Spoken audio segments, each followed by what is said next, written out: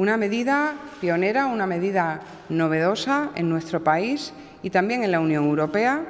que vamos a presentar al Comisario Europeo de Empleo para que pueda implementarse en el resto de la Unión. En su momento dijimos que íbamos a dotar esta medida con un total de 8 millones de euros, pero les anuncio que el sistema de garantía para mayores de 45 años va a contar con más del doble de la inversión prevista inicialmente.